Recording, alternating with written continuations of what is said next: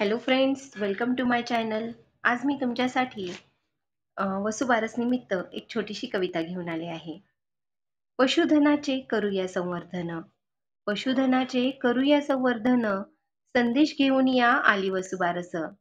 सवस्त गाईचे करून या पूजन, सवस्त गाईचे करून या पूजन, संकल्प करूया गोमातेचे करू जतन अन संरक्षण, जतन अन संरक्षण.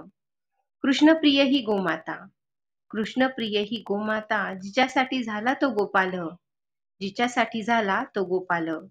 धुवून या चरण या कामधेनूचे, धुवून या चरण या कामधेनूचे, पूजा करू मनोभावे, पूजा करू मनोभावे.